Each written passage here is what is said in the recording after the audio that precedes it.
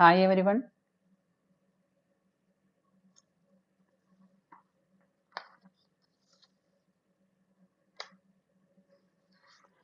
എല്ലാവരും ബിസിയാണോ? നാട്ടിലിപ്പോൾ ഏകദേശം ഒരു എത്ര മണി? UK ടൈം 4 മണിയാണ്. ഉച്ചതിരിഞ്ഞ് 4 മണിയായിട്ടുള്ളൂ. അപ്പോൾ നാട്ടിലൊക്കെ ഒരു ഏകദേശം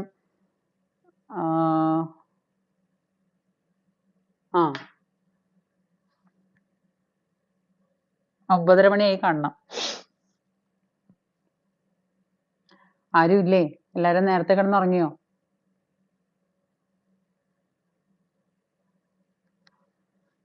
ആരെയും കാണുന്നില്ല. ഇവിടെ അത്യാവശ്യം നല്ല തണുപ്പാണ്. അതാണ് ആകെ മൂടിക്കെട്ടി ഒരാളെത്തിയിട്ടുണ്ടല്ലോ. അതാണ് ആകെ മൂടിക്കെട്ടി ഇരിക്കുന്ന ഒരവസ്ഥ. ഞാൻ നോക്കുമ്പോൾ നിങ്ങളൊക്കെ നാട്ടിലുള്ളവരൊക്കെ എന്നാ ഭാഗ്യം ചെയ്തവരാന്നറിയോ? കൃഷ്ണദാസൻ നമസ്തേ. നാട്ടിലുള്ളവരൊക്കെ ഒരുപാട് ഭാഗ്യം ചെയ്തവരാണ്. കാരണം ഈ പത്തുടുപ്പും അല്ലെങ്കിൽ ഒരുപാട് മൂടിക്കെട്ടി ഒന്നും ഇരിക്കേണ്ട അവസ്ഥയില്ല. നിങ്ങൾക്കൊക്കെ വളരെ ഫ്രീ ആയിട്ട് പറന്ന് നടക്കുന്ന അവസ്ഥയാണ് നാട്ടിലൊക്കെ. പക്ഷെ നമ്മളെ സംബന്ധിച്ച് എന്താ പറയാ, തണുപ്പെന്ന് പറഞ്ഞാൽ ഇപ്പം ഡിസംബർ ആയില്ലേ. നവംബർ ഡിസംബർ ഒക്കെ നല്ല തണുപ്പിന്റെ സമയമാണ്. ചില സമയത്ത് മൈനസാണ്, ചില സമയത്ത് വലിയ കുഴപ്പമില്ല. പിന്നെ ഇവിടെ 2-3 ദിവസമായിട്ട് ഭയങ്കര കാറ്റാണ്. അങ്ങനെ ഒരു 3-4 പേര് വന്നിട്ടുണ്ട്. പക്ഷെ ആരുടെയും പ്രൊഫൈൽ അങ്ങനെ കാണാൻ പറ്റുന്നില്ല.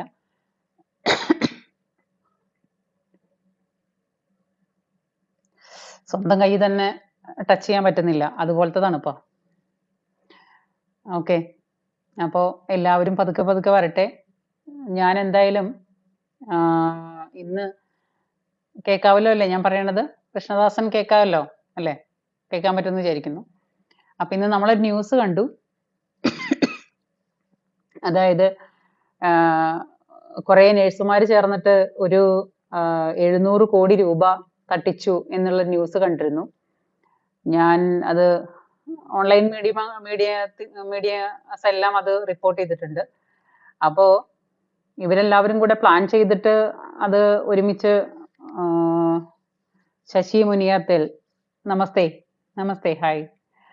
അപ്പൊ ഇവരെല്ലാവരും കൂടിയിട്ട് പ്ലാൻ ചെയ്തിട്ടാണോ ഈ തട്ടിപ്പ് നടത്തിയെന്ന് അറിയില്ല. എന്തായാലും നിർഭാഗ്യമാണ് ചെയ്തത്, വളരെ മോശമാണ് ചെയ്തത്. എത്ര ബുദ്ധിമുട്ടുണ്ടെങ്കിലും മനുഷ്യരാരും ഇന്ന് ഞാൻ നോക്കിയിട്ട് പണിയെടുത്ത് ജീവിക്കാനായിട്ട് ആർക്കും വലിയ താല്പര്യമൊന്നുമില്ല. എല്ലാവർക്കും വളഞ്ഞ വഴിക്ക് പൈസ സമ്പാദിക്കാനാണ് സൗകര്യം.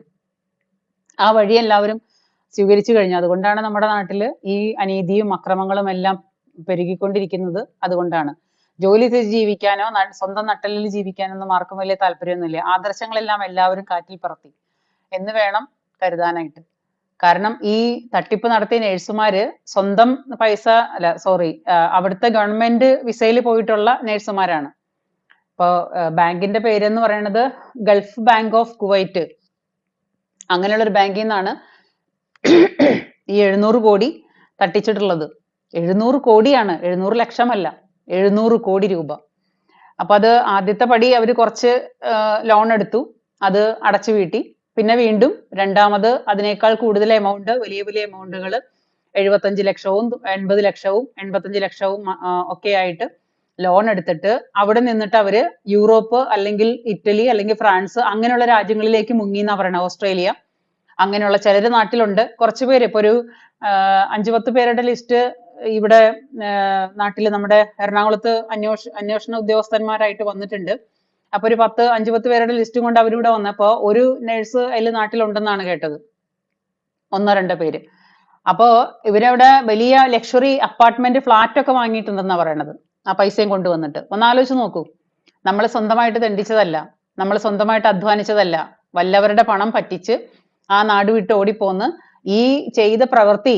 അതായത് ഒരാളൊരു പൈസ കുറെ കാലങ്ങളായിട്ട് നമ്മൾ കേൾക്കുന്ന കാര്യമാണ്. ഗൾഫ് രാജ്യങ്ങളിൽ പണിയെടുക്കുന്ന മനുഷ്യർ പലരും അവിടെ നിന്ന് വലിയ വലിയ ഹ്യൂജ് എമൗണ്ട് ലോൺ എടുത്തിട്ട് അത് തിരിച്ചടയ്ക്കാതെ ആ സർക്കാരിനെ അല്ലെങ്കിൽ അത്രയും കാലം ഭക്ഷണം കഴിച്ച് ജീവിച്ചിരുന്ന ആ നാടിനെ പറ്റിച്ച് അവിടുന്ന് മുങ്ങുന്നുണ്ടെന്നുള്ളത് പലരും കേൾക്കുന്ന കാര്യങ്ങളാണ്. നമ്മൾ ഒരുപാട് കാലങ്ങളായിട്ട് കേൾക്കുന്ന കാര്യമാണ്. അതില് 1-2 അവിടെ ഇവിടെയൊക്കെയുള്ള ഓരോ കേസുകൾ കേൾക്കുമ്പോൾ ആരും അതിനെ കുറിച്ചൊന്നും പറയാറൊന്നുമില്ല. അല്ലെങ്കിൽ അത് അവരത് വിട്ടതാണ്. പക്ഷേ ഇത്രയും വലിയൊരു 700 കോടി എന്നൊക്കെ പറഞ്ഞാല് ഒരു സമ്പദ് വ്യവസ്ഥ തന്നെ അട്ടിമറിക്കാൻ പറ്റുന്ന അത്ര വലിയ എമൗണ്ട് ആണ് അല്ലേ? ഒരു ബാങ്കിനെ സംബന്ധിച്ച് 700 കോടി എന്ന് പറഞ്ഞാൽ അവർക്കത് ഭയങ്കരമായിട്ട് അതിന്റെ ആ ബാങ്ക് തന്നെ തകർന്നു പോകാവുന്ന ഒരു അവസ്ഥയാണ്. ഞാനിവിടെ എനിക്ക് വർഷങ്ങൾ എത്രയാണെന്ന് എനിക്ക് കൃത്യമായിട്ട് ഓർമ്മയില്ല. അതായത് എനിക്ക് ഇവിടെ ഒരു ബാങ്ക് അക്കൗണ്ട് കിട്ടാനായിട്ട് ഇപ്പൊ സാധാരണ വന്നു കഴിഞ്ഞാൽ നമുക്ക് ആർക്ക് വേണമെങ്കിലും എവിടെ വേണമെങ്കിലും ഒരു ബാങ്ക് അക്കൗണ്ട് ഓപ്പൺ ചെയ്യാനായിട്ട് ഒരു പ്രശ്നം ഉണ്ടായിരുന്നില്ല. അപ്പൊ എന്റെ ഓർമ്മ ശരിയാണെന്നുണ്ടെങ്കിൽ എനിക്ക് ഇവിടെ വന്നിട്ട് ഒരു ബാങ്ക് അക്കൗണ്ട് കിട്ടാൻ ഒരുപാട് ഞാൻ കഷ്ടപ്പെട്ടിട്ടുണ്ട്. കാരണം ആ ബാങ്കിന് അങ്ങനത്തെ ഒരു വ്യവസ്ഥ വെക്കേണ്ടി വന്നത് ഈ പറയുന്ന പോലെ തന്നെ ഇവിടെ നിന്നുകൊണ്ട് ഇവിടുത്തെ ബാങ്കുകളിൽ നിന്ന് വന്നിട്ട് നമ്മളെ പോലുള്ളവര് പൈസ ലോൺ എടുത്തിട്ട് ആ പൈസ പിൻവലിച്ച് പറ്റിച്ചുകൊണ്ട് ഇവിടുന്ന് നാട് വിട്ടു പോയത് കൊണ്ടാണ് ഇവിടെ ഏത് കാലഘട്ടങ്ങളിലാന്ന് എനിക്ക് ഓർമ്മയില്ല. എനിക്ക് തോന്നുന്നു ഒരു 10-12 വർഷമൊക്കെ മുമ്പാണെന്ന് തോന്നുന്നു. ഐ തിങ്ക് എന്റെ ഓർമ്മ ശരിയാണെന്നുണ്ടെങ്കിൽ ആ സമയത്ത് ബാങ്കുകളൊക്കെ കുറേ ബാങ്കുകൾ 8 നിലയിൽ അങ്ങ് പൊട്ടി. അപ്പൊ ഇതേപോലെ ഹ്യൂജ് എമൗണ്ട് പിൻവലിച്ച് നാട്ടിലോട്ട് പോയ സമയത്ത് സാമ്പത്തികമായിട്ട് ബാങ്കുകൾക്ക് വലിയ പ്രശ്നങ്ങൾ വന്നിട്ട് ബാങ്കുകളൊക്കെ പിടിപിടാന്ന് പറഞ്ഞിട്ട് ബാങ്കുകളൊക്കെ പൊട്ടി. അവസാനം എല്ലാ ബാങ്കുകാരും ചേർന്നിട്ട് ഒരു സംഗതി വെച്ചു. ഇവിടുത്തെ ഗവൺമെന്റിന്റെ പേരിലുള്ള അതായത് ഇപ്പൊ വാട്ടർ ബില്ല് അല്ലെങ്കിൽ ഗ്യാസ് ബില്ല് അങ്ങനെയുള്ള കാര്യങ്ങളൊക്കെ ഇവിടുത്തെ സർക്കാരിന്റെ പിന്നെ ഇലക്ട്രിസിറ്റി ബില്ല് ഇതെല്ലാം പിന്നെ സർക്കാരിന്റെ എന്താ പറയാ കെയർ ഓഫിലാണ്. അപ്പോ അങ്ങനെ അതുപോലെ ഫോൺ ബില്ല്. അപ്പോ അങ്ങനെയുള്ള ഗവൺമെന്റിൻ്റെതായ പിന്നെ പ്രൂഫ് വരുന്ന രീതിയിലുള്ള എന്തെങ്കിലും ബില്ലുകൾ ഉണ്ടെങ്കിലേ നമുക്ക് ബാങ്ക് അക്കൗണ്ട് തരാൻ പറ്റുള്ളൂ എന്നുള്ള ഒരു വ്യവസ്ഥ വെച്ചു ഇവിടെ. അങ്ങനെ എന്നെ പോലെ വന്നിട്ടുള്ള പല പ്രവാസികളും അല്ലെങ്കിൽ എന്നെ പോലെ ഒറ്റയ്ക്കും തെറ്റയ്ക്കും ഒക്കെ വന്നിട്ടുള്ള പലരും ഇവിടെ വന്നിട്ട് ഒരുപാട് കഷ്ടപ്പെട്ടു ഒരു ബാങ്ക് അക്കൗണ്ട് കിട്ടാനായിട്ട്. ആ ബാങ്ക് അക്കൗണ്ട് ഇല്ലെങ്കിൽ ഇപ്പൊ എന്താ പ്രശ്നം എന്ന് ചോദിക്കും. നമുക്ക് പൈസ പണിയെടുത്തു പൈസ മേടിച്ചാൽ പോരെ, ആ പൈസ മേടിച്ചങ്ങ് നാട്ടിലോട്ട് അയച്ചാൽ പോരെ നമ്മളാ. പക്ഷെ അതല്ല, ഇവിടെ ബാങ്ക് അക്കൗണ്ട് കിട്ടിയില്ലെങ്കിൽ ഇവിടത്തേതായ ബാക്കി ഒരു കാര്യങ്ങളും മുന്നോട്ട് പോകില്ല. നമ്മുടെ നാട്ടിലത്തെ പോലെ എന്താ പറയാ വളഞ്ഞ വഴിയോ അല്ലെങ്കിൽ രാഷ്ട്രീയക്കാരെ കണ്ടിട്ട് കാര്യം നടത്തുവോ അതൊന്നും ഇവിടെ സാധിക്കില്ല. ഇവിടുത്തെ നിയമങ്ങളൊക്കെ വളരെ കടുകട്ടിയാണ്. അപ്പോ കാര്യങ്ങളൊക്കെ വളരെ സ്മൂത്ത് ആണ്. പക്ഷെ നിയമങ്ങൾ കൃത്യമായിട്ട് പാലിച്ചിരിക്കണം, അത്രേ ഉള്ളൂ. അപ്പൊ അതുകൊണ്ട് തന്നെ നമുക്കൊരു അക്കൗണ്ട് കിട്ടിയില്ല എന്നുണ്ടെങ്കിൽ നമുക്ക് മറ്റുള്ള ഒരു കാര്യങ്ങളും നമുക്ക് സാധിക്കില്ല. നമ്മൾ ഇവിടെ ഒരു ജോലി ചെയ്യുന്ന ഒരാളാണെന്ന് നമുക്ക് തെളിയിക്കാൻ പറ്റില്ല. നമ്മളെ മറ്റുള്ളവരെ ജോലി ചെയ്യിപ്പിക്കുന്നവർ നമ്മളെ പരമാവധി ചൂഷണം ചെയ്യും. അങ്ങനെ എല്ലാ മേഖലയിലും നമുക്ക് സ്വന്തമായിട്ട് അക്കൗണ്ട് ഇല്ലെങ്കിൽ ചൂഷണം നേരിടേണ്ടി വരും. അതായിരുന്നു അവസ്ഥ. എന്നിട്ട് പിന്നെ എനിക്ക് കുറേ കാലങ്ങൾ കഴിഞ്ഞിട്ട് എനിക്ക് തോന്നുന്ന ഒരു 8 വർഷമൊക്കെ ആയിട്ടുള്ളൂ. ഒരു 10 വർഷമൊക്കെ കഴിഞ്ഞിട്ടുണ്ട് എനിക്ക് സ്വന്തമായിട്ട് ഒരു അക്കൗണ്ട് കിട്ടിയിട്ട്. ആ ബാങ്ക് അക്കൗണ്ട് കിട്ടാനായിട്ട് എങ്ങനെ എന്റെ കൂടെ എനിക്ക് പരിചയമുള്ള ഞാൻ ജോലി ചെയ്തിരുന്ന എൻ്റെ ഒരു എംപ്ലോയർ അയാളുടെ നല്ല മനസ്സുകൊണ്ട് അദ്ദേഹം എനിക്ക് വേണ്ടിയിട്ട് അവരുടെ കറണ്ട് ബില്ല് എന്റെ ഗ്യാസിന്റെ ബില്ല് എന്റെ പേർക്ക് ആക്കിയിട്ട് ഞാൻ സഹോദരിയാണെന്ന് കാണിച്ചിട്ട് എന്റെ പേർക്ക് ആക്കിയതിന് ശേഷമാണ് ഞാനിവിടെ വന്നിട്ട് ഒരു 18 വർഷമായി. ഈ 18 വർഷത്തിനുള്ളിലത്തെ ഒരു ബാങ്ക് അക്കൗണ്ട് കിട്ടാൻ ഞാൻ പെട്ട പാടാണ് ഞാൻ ഈ പറയുന്നത്. അങ്ങനെയാണ് എനിക്കൊരു ബാങ്ക് അക്കൗണ്ട് കിട്ടിയത്. ആ ബാങ്ക് അക്കൗണ്ട് കിട്ടിയിട്ട് ആ അക്കൗണ്ട് ആണ് നമ്മളിപ്പോ ആ അക്കൗണ്ട് ഇല്ലാതിരുന്നെങ്കിൽ എന്റെ ഒരു അവസ്ഥ ഒന്ന് ആലോചിച്ച് നോക്കി നോക്കൂ. അപ്പോ വളരെ ന്യായമായ രീതിയിൽ ഓരോരുത്തരും ഓരോരോ രാജ്യത്ത് ചെന്നത് നമ്മുടെ കുടുംബം പട്ടിണിക്കിടാതെ നോക്കാൻ വേണ്ടിയിട്ട്, നമ്മുടെ കുടുംബം സംരക്ഷിക്കാൻ വേണ്ടിയിട്ടുമാണ്. അങ്ങനെ നമ്മൾ കഷ്ടപ്പെടാനായിട്ട് പോയി കിടന്നിട്ട് അവിടെ ചെന്ന് കിടന്നിട്ട് കാണിക്കുന്ന ഓരോരോ വേലത്തരങ്ങളാണ് ഈ കേൾക്കുമ്പോ സത്യത്തിൽ പറഞ്ഞു കഴിഞ്ഞാൽ നാണക്കേടായി തോന്നുക. നാണം കിടുക എന്ന് പറഞ്ഞു കഴിഞ്ഞാൽ ഇതിലും മേലെ നാണം കെടാനായിട്ട് ഇനി ഒന്നുമില്ല. അതുപോലത്തെ നാണക്കേട് തോന്നുക. നമ്മളൊരു രാജ്യത്ത് പോകുന്നത് എന്തിനാ? നമ്മുടെ നാട്ടിൽ ജീവിക്കാൻ നിവൃത്തിയില്ലാത്തത് വരുമ്പോഴാണ്. അപ്പൊ ആ നിവൃത്തികേട് കൊണ്ട് നമ്മൾ മറ്റൊരു രാജ്യത്ത് ചെല്ലുമ്പോൾ ആ രാജ്യത്തെയും നശിപ്പിക്കാൻ നോക്കുന്ന, ആ രാജ്യത്തെ നമ്മളെ പോലെ തന്നെയുള്ള നമ്മുടെ നാടിനെ നശിപ്പിക്കുന്ന, നമ്മുടെ നാടിനെ നാണക്കേടാക്കുന്ന, എവിടെ ചെന്നാലും ഈ മലയാളികൾ ഇങ്ങനെയാണല്ലോ എന്ന് പറയിപ്പിക്കാനായിട്ട് കുറേ മനുഷ്യര്, അതിൽ നമ്മൾ എല്ലാവരും പെട്ടുപോവുക. ഇനിയിപ്പോ ഈ ഒരു കാര്യം കൊണ്ട് നിങ്ങളൊന്ന് ആലോചിച്ച് നോക്കൂ. അവിടെ ഒരുപാട് ഇപ്പൊ ഈ കുവൈറ്റ് എന്ന് പറയുന്ന സ്ഥലത്ത് ഒരുപാട് മലയാളികൾ വർക്ക് ചെയ്യുന്നുണ്ടാവും. അതും ഈ നഴ്സസ് മേഖലകളിൽ ഒരുപാട് കുട്ടികൾ വർക്ക് ചെയ്യുന്നുണ്ടാവും. ആ കിടന്ന് കഷ്ടപ്പെടുന്ന പാവങ്ങൾക്കൊന്നും ഇനി ഒരു 10 രൂപ പോലും ഒരു ബാങ്ക് ലോൺ കൊടുക്കില്ല. കാരണം വിശ്വാസം നഷ്ടപ്പെട്ടു. ഒരാളെ ചീറ്റ് ചെയ്യാന്ന് പറഞ്ഞാൽ ഒരാൾക്ക് ഒരു ചീറ്റിംഗ് എന്ന് പറഞ്ഞാൽ ഒരു പ്രാവശ്യമല്ലേ ചീറ്റ് ചെയ്യാൻ പറ്റുള്ളൂ. രണ്ടാമത്തെ തവണയും ചീറ്റ് ചെയ്യാൻ പറ്റുമോ? ഇല്ലല്ലോ. അപ്പൊ നമ്മളുടെ പോലെ തന്നെ അവിടെ ചെന്ന് കഷ്ടപ്പെടാനായിട്ട് വിധിക്കപ്പെട്ട് ഇതുപോലെ ഒരു ഗതിയും പരഗതി ഇല്ലാതെ അവിടെ ചെന്ന് കിടക്കുന്ന മനുഷ്യരെ മുഴുവനും വിശ്വാസം ഇല്ലാണ്ടാക്കി മലയാളികൾ മൊത്തം പറ്റിക്കുന്നവരാണ്. മലയാളികൾ എവിടെ ചെന്നാലും ചീറ്റ് ചെയ്യും. മലയാളികൾ അങ്ങനെയാണെന്ന് പറഞ്ഞിട്ട് നമ്മുടെ മലയാള നാടിനെ തന്നെ നാണം കെടുത്തുന്ന രീതിയിലാക്കി പോയില്ലേ ഇവര്. ഇവരെ പറയുന്ന പേരെന്തെന്നാണ്? ഇവര് മാലാഖമാരാണ്, ദൈവത്തിന്റെ മാലാഖമാരാണ്. ഞാനും സമ്മതിക്കുന്ന പിന്നെ അവസ്ഥയാണ്. നേഴ്സുമാരെന്ന് പറഞ്ഞാൽ ദൈവത്തിന്റെ പിന്നെ മാലാഖമാരെന്നാണ് നമ്മൾ പറയുക. അല്ലെങ്കിൽ അവര് അത്രയും പരിചരിക്കുന്ന, രോഗികളെ പരിചരിക്കുന്ന, കുഞ്ഞുങ്ങളെ പരിചരിക്കുന്ന, അത്രയും നമ്മളെ വലിയൊരു ബഹുമാനം കൊടുത്തുകൊണ്ട് ഒരുപാട് വലിയ സ്ഥാനത്ത് കയറ്റി വെച്ചിട്ടുള്ള ആൾക്കാരാണ് നഴ്സുമാര്. ആ നഴ്സുമാര് ചെയ്ത പണിയാണെന്ന് 700 കോടി രൂപ ലോൺ എടുത്തിട്ട് ഈ രാജ്യത്തിന്റെ പല സ്ഥലങ്ങളിലേക്കും അവര് പിന്നെ പറന്നുപോയി. അപ്പോ എല്ലാ ഈ ചെല്ലുമ്പോ നമ്മുടെ മലയാളത്തിൽ എന്ന് പറയുന്ന നഴ്സുമാരാണെന്നുണ്ടെങ്കിൽ, പണ്ടൊക്കെ എന്ന് പറഞ്ഞാൽ ഇവിടുത്തെ UK സർക്കാർ പിന്നെ നാട്ടിൽ വന്നിട്ട് സെലക്ട് ചെയ്ത് കൊണ്ടുവരാറുണ്ട് നഴ്സുമാരെ. അതേപോലെ തന്നെ ഗൾഫിലും മലയാളി നഴ്സുമാർക്ക് ഒരുപാട് പിന്നെ വാല്യൂബിൾ ആയിട്ടുള്ള ഒരു ടീമാണ് നഴ്സുമാര്. ഇവിടെയും അങ്ങനെ തന്നെയാണ്. നമ്മുടെ മലയാളി നഴ്സുമാർ എവിടെ ചെന്നാലും നല്ല കഠിനാധ്വാനം ചെയ്യാനായിട്ട് പ്രാപ്തരാണ്. അവരെ എല്ലാവർക്കും ഇഷ്ടമാണ്. അവര് ഒന്നിനോടും ഒന്നും കണക്ക് പറയാറില്ല, അല്ലെങ്കിൽ സമയം നോക്കാറില്ല. നല്ലോണം കഷ്ടപ്പെടുന്ന മനുഷ്യരാണ് എന്നുള്ള രീതിയിൽ മലയാളി നഴ്സുമാർക്ക് എവിടെ ചെന്നാലും ഭയങ്കര വാല്യൂ ആയിട്ട്, അത് അത്രയും ബഹുമാനത്തോട് കൂടിയിട്ട് കാണുന്ന ഒരു ടീമായിരുന്നു ഈ പറയുന്ന നഴ്സുമാര്. അവരാണ് ഇപ്പൊ ചെയ്തത്. ഈ പറയുന്ന എല്ലാവരെയും പറയല്ല ഞാന്, 700 കോടി രൂപ ഇത്രയും പേരൊക്കെ ചേർന്നിട്ട് ഒരു ബാങ്കിൽ നിന്ന് ലോൺ എടുത്തിട്ട് അവിടുന്ന് പറ്റിച്ചിട്ട് പല സ്ഥലങ്ങളിലേക്കായിട്ട് മുങ്ങുക. അപ്പൊ നമ്മുടെ നാട്ടിൽ നിന്ന് നാളെ ഒന്ന് ആലോചിച്ച് നോക്കൂ, നാളെയും നമ്മുടെ തലമുറകൾ ഒരുപാട് പിന്നെ എന്താ പറയാ, കുട്ടികൾ, പുതിയ തലമുറ വളർന്നു വരുന്നുണ്ട്. ആ പുതിയ തലമുറയ്ക്ക് ഇതുപോലെ നഴ്സിംഗ് വിഭാഗത്തിൽ പഠിക്കുന്ന കുട്ടികളുണ്ട്. അത് മാത്രമല്ല പല രീതിയിലും പ്രവർത്തിക്കുന്ന കുട്ടികളുണ്ട്. നമ്മുടെ നാട്ടിൽ നിന്നും വലിയ കാര്യമായിട്ടുള്ള തൊഴിലോ കാര്യങ്ങളോ ഒന്നുമില്ല. അപ്പൊ ഇനിയും മറ്റുള്ള നാടുകളെ പിന്നെ എന്താ പറയാ, പരദേശികളെ പോലെ മറ്റുള്ള നാടുകളെ ആശ്രയിക്കേണ്ട നമുക്ക് ഒരു നിവൃത്തിയില്ല ജീവിക്കാനായിട്ട്.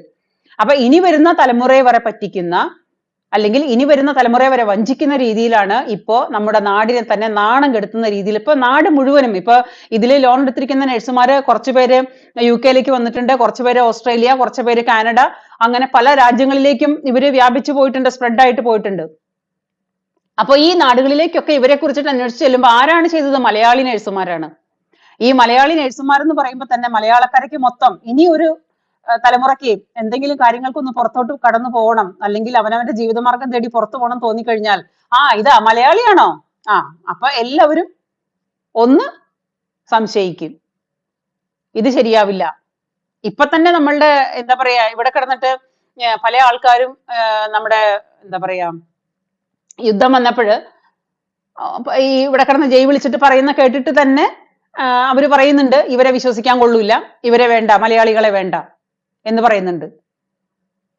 അപ്പോ മലയാളികൾ ഓരോ ദിവസവും നമ്മൾ ഒന്നിനൊന്ന് മെച്ചപ്പെട്ട രീതിയിൽ മറ്റുള്ളവരെ കൊണ്ട് പറയിപ്പിക്കാനും, അവിടെ ഇപ്പൊ ജീവിച്ചുകൊണ്ട് പോകുന്ന മനുഷ്യരെ വരെ നാണം കെടുത്താൻ വേണ്ടിയിട്ടും എന്ത് കാര്യത്തിനാണ് ഇങ്ങനെ ചെയ്യുന്നത്? ഒരാളെ പറ്റിക്കാനായിട്ട് ഇന്നത്തെ കാലത്ത് ഒരു തരത്തിലും ഒരു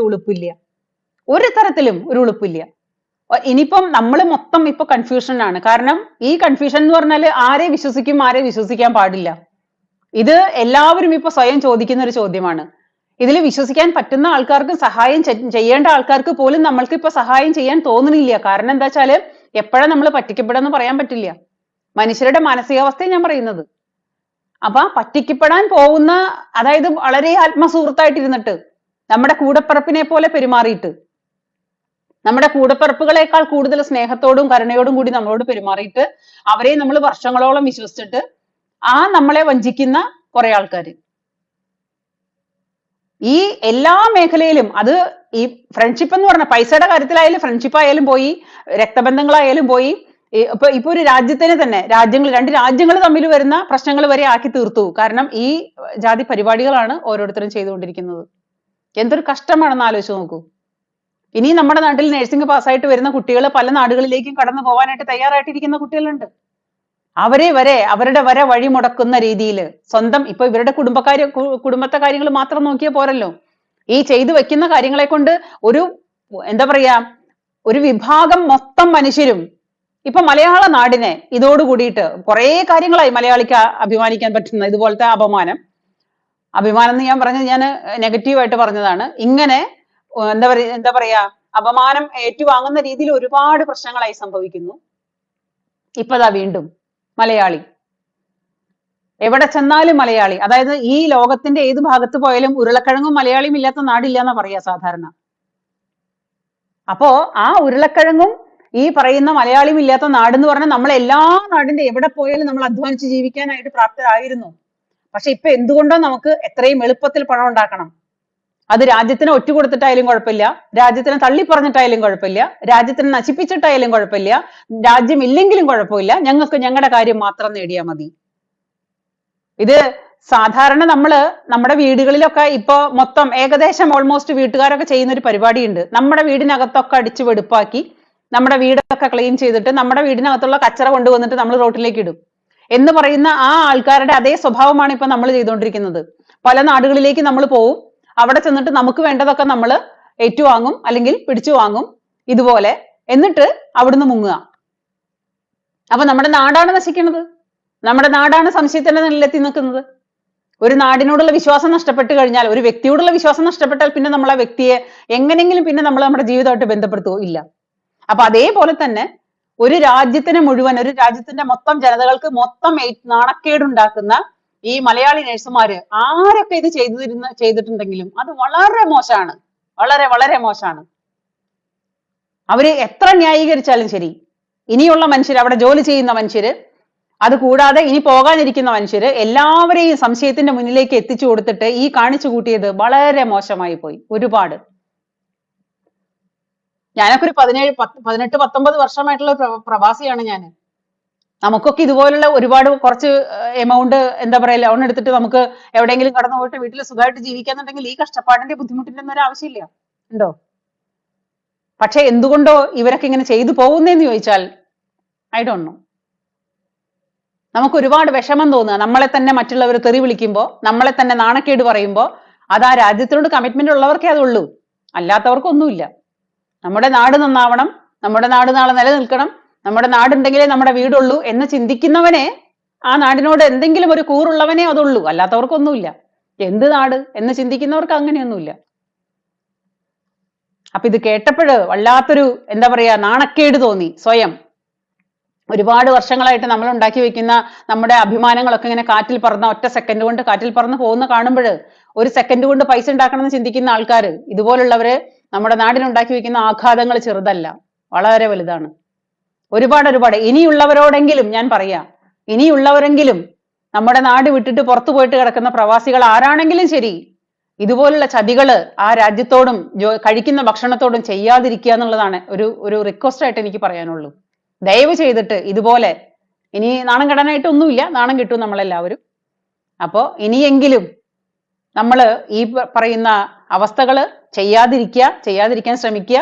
കാരണം നമ്മൾ അഭിമാനമാണ്, ലോകത്തെ ഏറ്റവും വലുത് ആത്മാഭിമാനമാണെന്ന് ചിന്തിക്കുന്ന ആളാണ് ഞാൻ.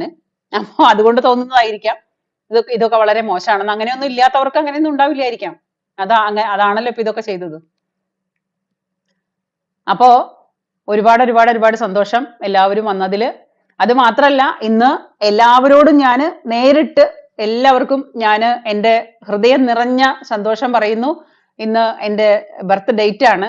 പിന്നെ നാള് വന്നത് ഞാൻ മറന്നുപോയി, അത് കഴിഞ്ഞ നവംബറിലോ മറ്റോ ആയിരുന്നു. വൃശ്ചിക മാസത്തിലാണ് എൻ്റെ നാള്.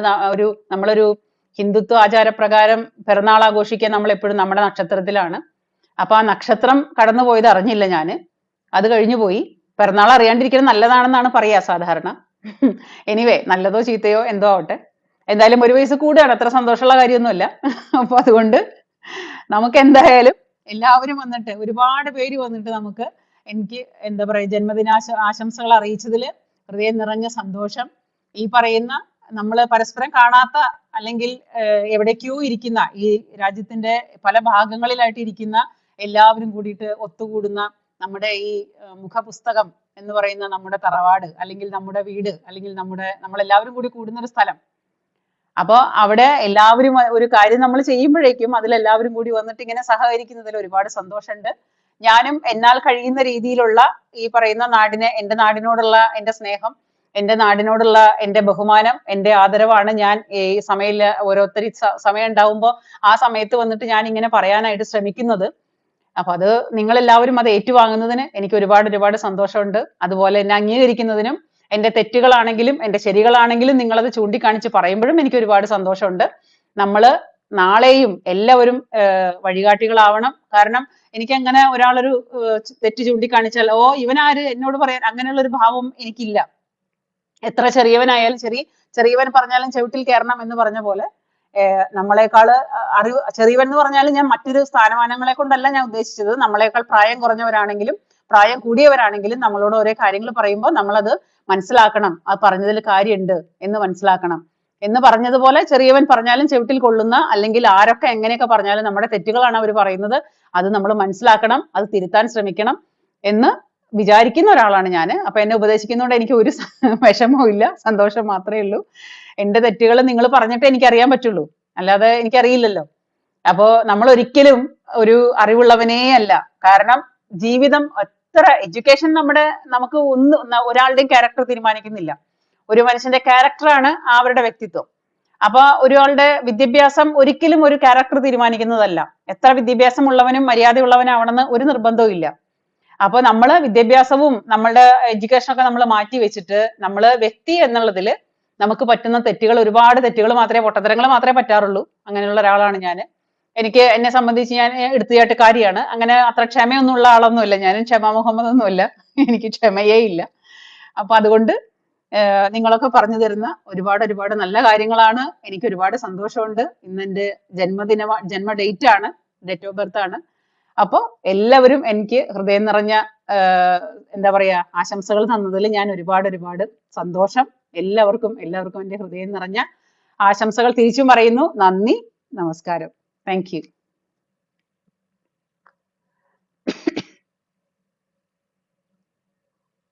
ഇത് പോയോ?